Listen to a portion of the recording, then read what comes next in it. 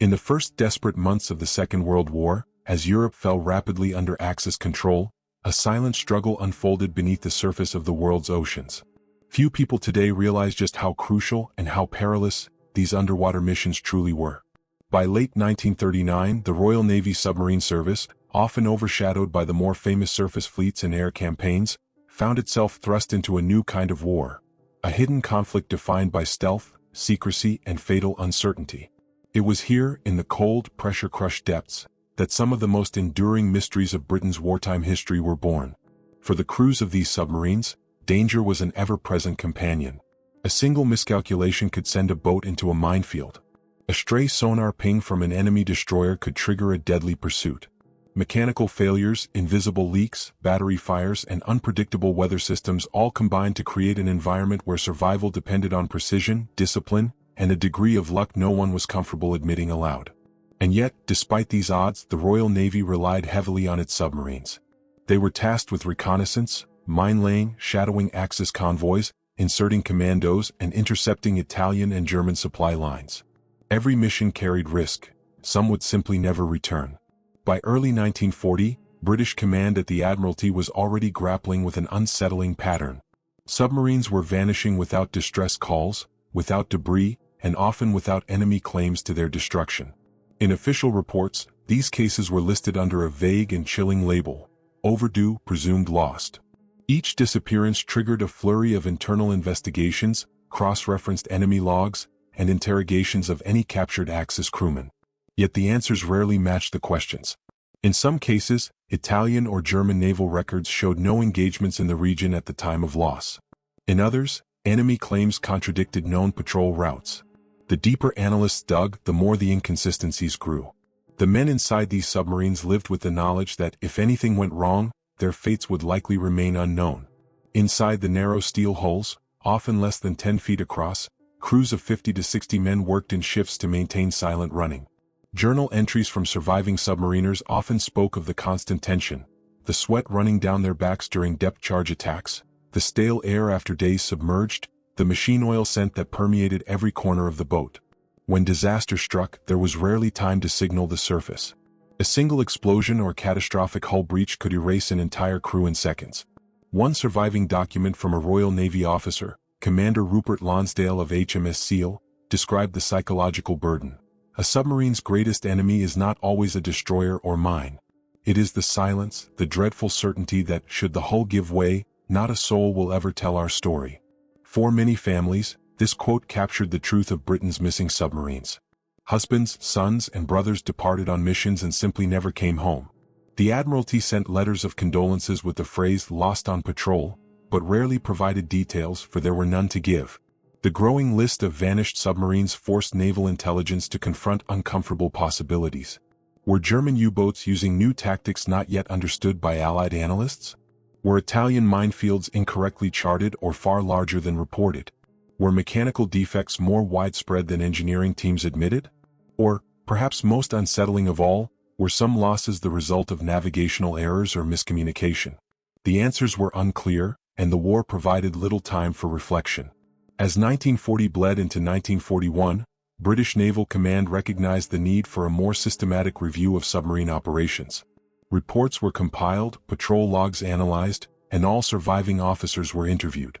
Yet even this formal inquiry failed to illuminate the darkest mysteries. Intelligence officers often found themselves staring at blank spaces on maps, patrol zones where submarines simply ceased to exist. One internal memo from the period concluded, "Given the operational conditions and hostile environments, several losses may never be determined with complete certainty." For historians and naval analysts today, these disappearances serve as more than tragic footnotes. They reveal the inherent limits of wartime knowledge and the immense pressure placed on undersea crews. Modern sonar and remotely operated vehicles have located some submarines long after the war, offering long-awaited answers.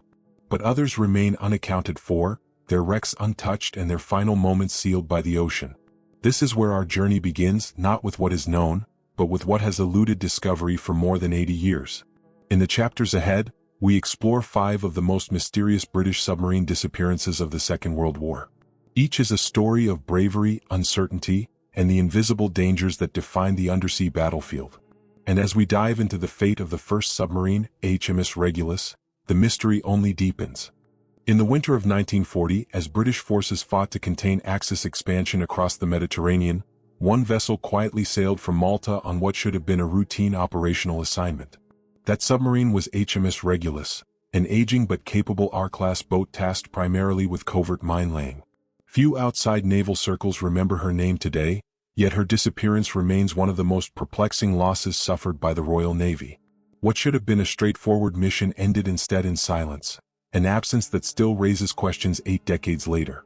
HMS Regulus, commanded by Lieutenant Commander Frederick B. Sherwood, departed Malta in early December under orders from the 1st Submarine Flotilla. The mission parameters sounded simple: lay mines along a strategic Italian shipping lane off Taranto, then return to base. This was a task the Regulus had performed before. Though built during the First World War, she had been refitted for continued use and remained a reliable, if somewhat dated, asset. Her crew of roughly 55 men were experienced, disciplined, and fully aware of the hazards of operating in enemy waters. The Mediterranean at this time was among the most dangerous naval theaters of the war. Italian destroyers and submarines prowled the shipping routes, Luftwaffe aircraft patrolled the skies, and minefields, many uncharted, lay in vast belts across the seafloor. British intelligence had mapped as much as possible, but Italian defensive mining near Taranto shifted frequently. Submarines often ventured into areas where charts were weeks behind reality. Still, the mission was approved. Regulus was considered suitable for the operation, and Sherwood was a capable commander. In the surviving operational orders, the submarine was instructed to maintain wireless silence to avoid detection. She was expected to reappear off Malta no later than December 12. But the day passed without sighting. Then another. And another. By mid-December, the Admiralty posted the vessel as overdue. Within 2 weeks, she was officially presumed lost. The struggle to uncover what happened began immediately. Naval intelligence scoured Italian naval logs, searching for any claim of attack or engagement with a British submarine. But the Italian Navy reported no contacts, no destroyer actions, and no aircraft sightings that matched Regulus's approximate patrol zone. This lack of an enemy claim was unusual. Most submarine losses could be paired with at least a suspected Axis attack. Here, however, there was nothing: no depth charge reports, no torpedo strikes, no air patrol notes. It was as though Regulus had simply vanished from all records. One document recovered after the war added a layer of tension to the mystery. An Italian reconnaissance flight above Taranto on December 11 reported an oil slick offshore, large, spreading, and unexplained. No Italian vessel had been sunk in the area, and no Allied naval activity was confirmed. Some analysts theorized the slick might have been from Regulus after a catastrophic mine detonation. But without wreckage, it remained speculation. A surviving entry from a Malta-based signal officer captured the emotional toll. There is no greater frustration than monitoring a silent frequency, knowing the men on the other end cannot answer. We feared mechanical failure as much as enemy action. A single mislaid mine, a jammed diving plane, and the sea keeps its secrets forever. In the Mediterranean, where minefields multiplied faster than charts could adapt, this was more than a possibility, it was an expectation. Other theories emerged. Some naval historians proposed that Regulus may have suffered a battery explosion. Older submarines sometimes bloated their batteries with hydrogen gas during long submersion periods. A spark, a short circuit, or even a sudden jolt could ignite an internal blast violent enough to compromise the hull. But again, there was no evidence beyond the age of the vessel and the known risks associated with older electrical systems. Mechanical failure, navigational error, uncharted mines, or an unrecorded encounter with an Italian patrol all remain viable explanations. And in the absence of a discovered wreck, each theory holds equal weight. The only certainty is that Regulus never completed her mine-laying objective.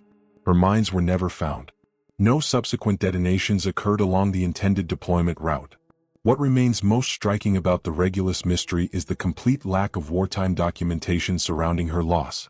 British archives contain precise orders for departure and mission objectives. Italian archives, thoroughly reviewed after 1943, reveal no encounters. Even fishermen along the Apulian coast, often keen to report unusual wartime debris, recorded nothing. It is a silence that has endured longer than the war itself. Today, underwater archaeologists continue to search the Mediterranean seabed for missing vessels of the Second World War. Modern sonar techniques have uncovered other British submarines thought lost forever. Many believe Regulus rests in deep water along an uncharted mine line, broken, buried in silt, unreachable. Others remain open to the possibility that she lies far from her intended route, evidence of a decision made in those final hours that will never be understood. For now, HMS Regulus remains a question without an answer, one of the earliest and most enduring submarine mysteries of the Mediterranean campaign. And as we move forward to the disappearance of HMS Triad, the pattern of unanswered questions only becomes more unsettling. By late 1940, the Royal Navy submarine operations in the North Sea had become a test of endurance against some of the harshest conditions and most unpredictable dangers of the war. It was here, in the frigid waters between Scotland and Norway, that HMS Triad embarked on what would become one of the most confounding disappearances in British naval history. Unlike the warmer Mediterranean, the North Sea posed a different kind of threat: violent storms, freezing temperatures, and the ever-present shadow of German U-boat patrols. Yet even in this hostile environment, the fate of the Triad remains uniquely elusive. HMS Triad, a T-class submarine commissioned in 1939, was commanded by Lieutenant Commander George Stevens, a seasoned officer respected for his calm leadership and tactical precision. On October 9, 1940, Triad departed from Loch Arable in Scotland, her orders clear and time-critical: proceed to Norway and support British naval activity around the Vestfjorden region. This operational zone was vital. Germany relied heavily on Norwegian waters to move troops, iron ore shipments, and coastal defenses. British submarines were tasked with interdicting these movements, gathering intelligence, and creating constant pressure on German naval logistics. The struggle began the moment Triad entered the Norwegian Sea. In autumn, the region was infamous for sudden storms capable of shredding smaller vessels and battering even the strongest hulls. Submarine crews often describe the sensation as being trapped inside a steel drum hurled across an icy plain. One surviving diary entry from a different T-class bosun captured the reality: cold worked its way through the metal, through your boots, through your bones. When the sea wanted to break you, it just did. Triad's crew would have faced these same brutal conditions as they pushed eastward toward occupied Norway. Triad was expected to send brief movement reports whenever safe. But after her last routine transmission shortly after leaving Scotland, nothing more was ever received. Days passed, then weeks. With no sightings, no distress calls, and no intelligence intercepts suggesting an encounter, the Admiralty reluctantly marked her as missing. After the war, British intelligence combed through captured German naval records in search of any reference to a clash or sinking that might explain Triad's disappearance. What they found was both intriguing and inconclusive. A single report from U-331, a Type WWII submarine commanded by Captain Lieutenant Hans Diedrich von Tiesenhausen, described an engagement with what the Germans believed to be a British submarine in early October 1940 near the island of Senja. U-331 fired torpedoes during the encounter and claimed to have sunk the enemy vessel. For years, naval historians suggested this action might correspond to the loss of Triad. But several details failed to align. The reported location was farther north than Triad's designated patrol route. German logs also described the target submarine as engaging aggressively, which did not fit Triad's orders. Additionally, some historians believe the vessel U-331 encountered was actually the Italian submarine Tapazio, known to have been operating unusually far north at the time. Thus, while the engagement report offers a tantalizing clue, it does not conclusively point to Triad. Another possibility surfaced during post-war reviews: minefields. The Germans had laid extensive defensive mines along Norway's coastline, many of them intentionally uncharted or only partially documented. These mine belts stretched for miles, sometimes drifting or breaking loose in storms. A submarine navigating even a few degrees off course could wander directly into one. This theory is supported by Norwegian fishermen's post-war testimonies describing mine remnants washing ashore throughout 1940 and 1941. Yet no specific wreck was ever discovered near these fields to confirm the hypothesis. Mechanical failure remains another consideration. T-class submarines were powerful but mechanically temperamental. Flooding in the forward compartments, a jammed diving plane, or a sudden battery malfunction could send the submarine into an uncontrollable descent.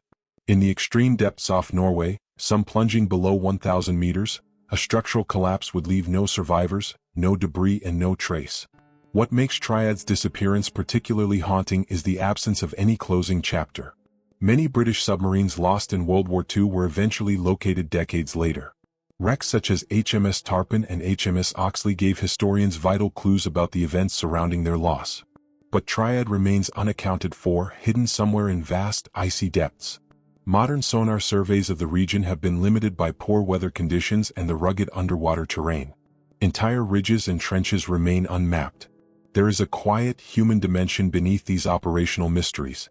Families of the 59 men aboard Triad waited for months, long after Naval Command accepted the boat was lost. One mother wrote in a preserved letter, "If no one knows where they are, then perhaps they are not gone." It captures the painful limbo left by wartime disappearances, where certainty dies slower than hope. Triad's loss also raised operational concerns within the Royal Navy. If a well-commanded, modern T-class submarine could vanish without trace, what other vulnerabilities might exist in the undersea campaign? Intelligence officers pressed for changes to patrol patterns, improved minefield mapping, and stricter communication protocols. Many of these reforms shaped later submarine operations throughout the war. Yet even with these advancements, the fate of HMS Triad remains one of the war's most enigmatic unsolved cases. The trail ends in black water, no wreck, no final message, no confirmed enemy action. And as we turn to the next disappearance, that of HMS Tetrarch, the pattern grows even more sobering. By the end of 1941, the Mediterranean had become one of the most unforgiving arenas of submarine warfare. The fall of Crete, the tightening Axis grip on North Africa, and the intensifying siege of Malta turned the region into a labyrinth of shifting minefields, aggressive patrols, and relentless air reconnaissance. It was into this increasingly lethal environment that HMS Tetrarch sailed for the last time. A T-class submarine with a strong service record, Tetrarch was considered one of the more dependable boats operating out of Malta.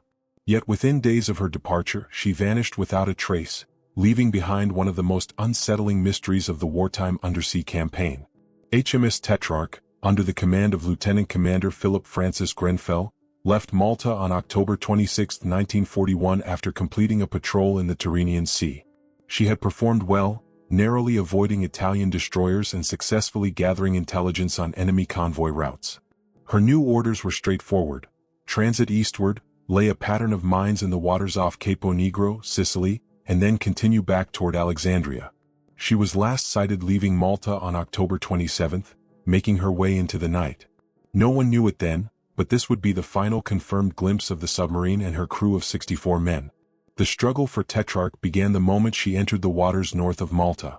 By late 1941, the Axis powers had intensified their pressure against the island, laying increasingly dense minefields along the most frequently used naval routes. Many of these mines were moored at different depths to target both surface vessels and submerged submarines. Worse still, Italian records later revealed that several minefields had been repositioned or expanded without the knowledge of British intelligence.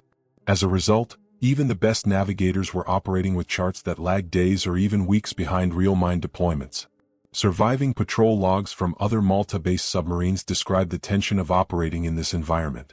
One officer aboard HMS Torbay wrote, "We sailed with charts we trusted, but trust is not armor. Each dive was a prayer we did not speak aloud." It is a sentiment that undoubtedly applied to Tetrarch's final passage. Minutes, even seconds, of drifting off course could place a submarine directly into danger. When Tetrarch failed to report after her scheduled mining operation, the first assumption was simple radio silence. British submarines frequently withheld transmissions while maneuvering near enemy coastlines.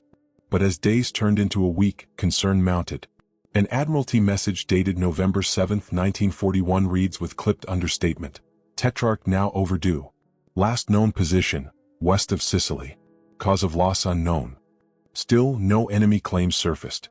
No Italian destroyer reported an engagement, no aircraft noted a submarine sighting, and no naval logs described depth charge attacks consistent with a kill. Insight came only after the war, when Allied researchers gained access to Italian naval archives. One specific document, recorded by the Italian Navy on November 2, 1941, described a minefield laid off Capo Negro several weeks earlier, precisely in the path Tetrarch was expected to follow. Crucially, this minefield was not included on British navigational charts.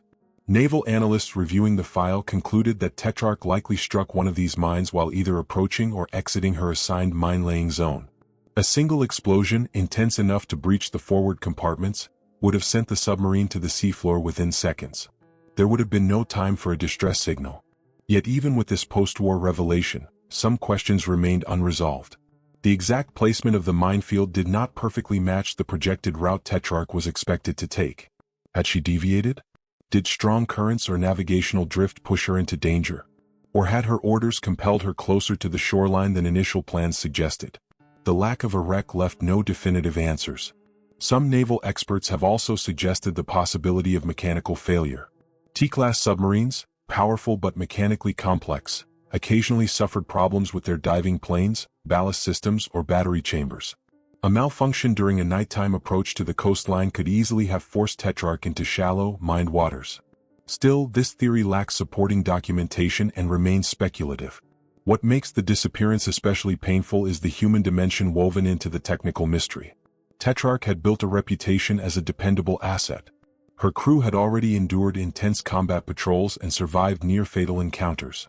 Many of the men aboard were veterans of the early Mediterranean submarine campaign, respected within the flotilla for their professionalism and resilience. That such a seasoned crew could vanish without any clear sign left a profound impact on Malta's submarine community. One surviving officer later recalled, "When a boat failed to return, the emptiness on the dock said everything. No smoke, no sound, just the knowledge that 60 men weren't coming home." In the decades since the war, multiple search expeditions have attempted to locate Tetrarch's wreck, hoping to solve the mystery once and for all. The Mediterranean seabed, however, remains a difficult place to explore, jagged, uneven, and covered in layers of wartime debris. No confirmed discovery has yet been made. And so, HMS Tetrarch remains one of the Mediterranean's enduring submarine enigmas, a vessel that sailed into the night with clear orders and vanished into silence. Her fate, though strongly suspected, has never been conclusively proven. As we turn next to the disappearance of HMS Traveller, the pattern of these wartime mysteries becomes even more pronounced, measured in long stretches of ocean, incomplete charts, and the quiet spaces left behind by unanswered questions. In the closing months of 1942, as the North African campaign reached a decisive turning point, the Royal Navy intensified its submarine operations across the central Mediterranean. Amid this surge of high-risk missions, HMS Traveller, a T-class submarine with a strong record of reconnaissance patrols, received one final assignment. Her task was to approach the heavily defended Italian port of Taranto, gather intelligence on new coastal artillery positions, and survey minefield expansions reported by RAF reconnaissance. It was a mission requiring precision, stealth, and steady nerves. On November 28, 1942, Traveller slipped beneath the surface and headed toward enemy waters. She would not be seen again. HMS Traveller was under the command of Lieutenant John E. Griffiths, a capable officer known for his methodical style. His boat and crew had performed well during previous patrols, often operating dangerously close to enemy coastlines. Unlike other submarines assigned to attack shipping, Traveller specialized in reconnaissance work, entering and exiting hostile bays, photographing coastal defenses, and taking soundings under darkness. These missions were among the most hazardous undertaken by submariners. As one Malta-based intelligence officer wrote of these assignments, "An attack patrol risks the enemy. A reconnaissance patrol risks the coastline itself." The challenge Traveller faced in the winter of 1942 was formidable. Taranto, Italy's major naval hub, was ringed by layers of defenses: coastal batteries, anti-submarine nets, patrol boats, and a dense matrix of minefields that shifted with the tides. Italian engineers, aware of growing Allied pressure in North Africa, had reinforced these defenses throughout the autumn. British intelligence had only partial knowledge of the exact layout. Aerial photographs captured during RAF sorties showed new barricades and suspected batteries, but underwater mines remained invisible to the lens. To confirm their exact placement, a submarine would have to risk close passage. Traveling submerged for prolonged periods, Traveller's crew would have contended with stale air, rising humidity, and the constant mechanical heartbeat of the boat, the soft hum of electric motors, the hiss of pressure lines, the creak of metal under stress. T-class submarines were durable but not invulnerable. Their greatest enemy in confined waters was restricted maneuverability. In narrow coastal approaches, even small navigational errors could place the vessel directly into danger. The last recorded message from Traveller came on November 28. It was uneventful, a brief confirmation of her departure from Malta. She was expected to complete her reconnaissance and return to the submarine base by December 8. When the date passed with no contact, the initial assumption was radio silence. But as hours turned to days, anxiety spread through the flotilla. By December 12, Traveler was officially listed as overdue. The first major clue about her fate emerged after the war, hidden in Italian naval records.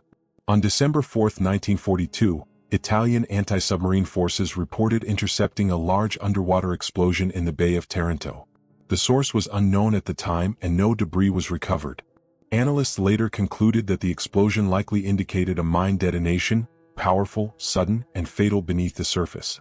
Its timing matched the period during which Traveler should have been conducting her survey. Complicating the picture further was the absence of any Italian claims of attack. Unlike many submarine losses, Traveler did not appear in the logs of enemy destroyers or aircraft. No depth charge action was recorded. No patrol boat reported a sighting. The lack of an enemy report usually signifies one of two possibilities: a stealthy torpedo ambush with no survivors, or more commonly, a mine. Given the heavy defensive mining around Taranto, the latter remains the prevailing theory. Yet the exact location of the minefields during this period has remained a point of contention. Italian charts, once accessible to Allied analysts, showed slight discrepancies in the precise layout of several defensive belts. Shifting tides, storms, and hurried repositioning meant that some mine rows were not documented with perfect accuracy. It is entirely possible that Traveler entered one of these uncharted zones. Mechanical failure, while less likely, has not been ruled out. A malfunctioning depth-keeping mechanism or a sudden flood in the forward compartments could have forced the submarine deeper than intended, pushing her into a mine or onto the seafloor. Without the wreck, these theories remain educated speculation. Human factors add weight to the tragedy. Traveler's crew had already survived close calls during earlier patrols. They understood the stakes of reconnaissance missions intimately. Letters from several of the crew, preserved by descendants, contain references to these risks. One sailor wrote shortly before the mission, "The closer we go to their shore, the more the sea feels like a trap." His words now echo eerily across the decades. Though several search expeditions have surveyed the Taranto region in recent years, no definitive wreck matching Traveler's dimensions has been found. Taranto's seabed is cluttered with wartime debris, sunken barges, mines, and scuttled coastal craft, complicating the search. Archaeologists remain hopeful, but the Mediterranean keeps its secrets well. To this day, HMS Traveler's disappearance remains one of the central Mediterranean's unresolved wartime mysteries. She sailed on a mission of intelligence, seeking to reveal the enemy's hidden defenses, and became instead a part of the unseen landscape beneath the waves.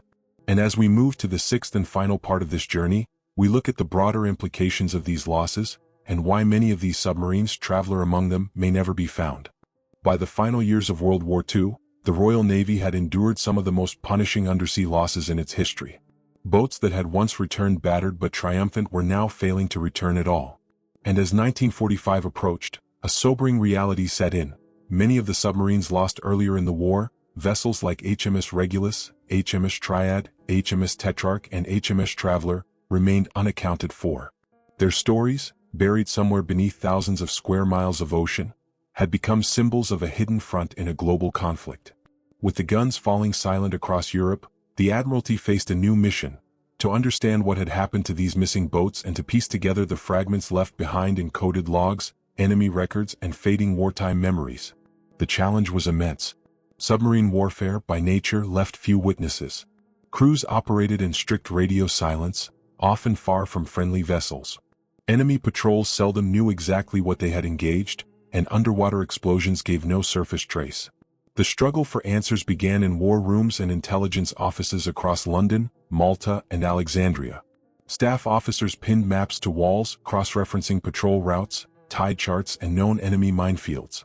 They sifted through decrypted signals from German and Italian naval commands, hunted for matching accounts, and compiled long lists of possible and probable causes of loss. Yet even with the full apparatus of wartime intelligence behind them, the explanations often dissolved into uncertainty.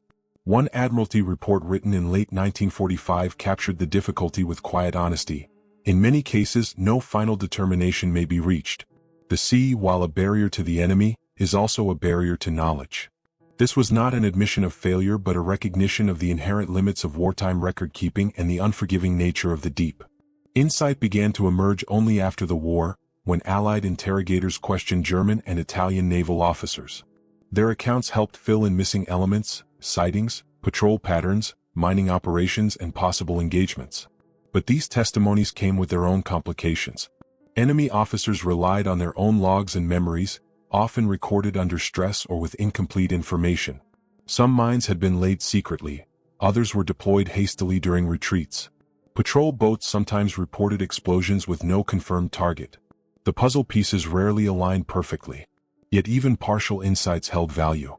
From German records, analysts learned more about the aggressive U-boat activity near Norway in late 1940, opening the possibility that HMS Triad had encountered an enemy submarine.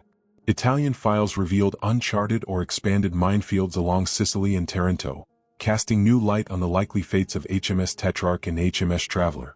Small notes in obscure ledgers, sometimes no more than a time and an intercepted vibration, became critical data points in the post-war analysis. But there was a deeper human aspect to these investigations. For the families of missing submariners, the absence of clear answers left a tension between hope and acceptance. Many relatives wrote to the Admiralty requesting details, however small. Some asked for maps of the last known position. Others simply wanted assurances that their sons, husbands, or brothers had not suffered. Admiralty letters, preserved in archives today, offered careful honesty. "We regret that the precise circumstances remain unknown." It was the most truthful answer available. The lack of closure weighed heavily on the submarine community as well. Crews who had served alongside the missing men spoke often of the bonds forged in the tight steel corridors of their boats. A submarine was more than a vessel. It was a shared home in which every sound, every breath, every decision mattered. The sudden loss of a sister ship left a silent space in the flotilla, a dock left empty, a mess table unfilled, a patrol route reassigned. As one Malta-based officer later wrote, "A missing submarine is not only gone, it lingers." In the decades that followed, technological progress offered new hope. Sonar mapping, deep-sea photography, and remotely operated vehicles began to illuminate seabeds once thought unreachable. Several British submarines lost during the war were rediscovered long after hostilities ended, their hulls preserved in cold darkness. Each discovery brought with it a measure of closure.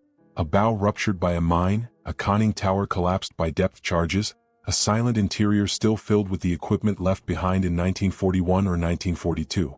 Yet even with these advancements, many wrecks, including some of the most historically significant, remain missing today. The Mediterranean alone holds hundreds of square miles of underwater ridges, trenches, and silted plains where submarines may lie buried or broken beyond recognition. The North Sea, swept by storms and covered in shifting layers of sediment, conceals its own secrets. Modern expeditions continue to search, but the ocean is vast and time is patient.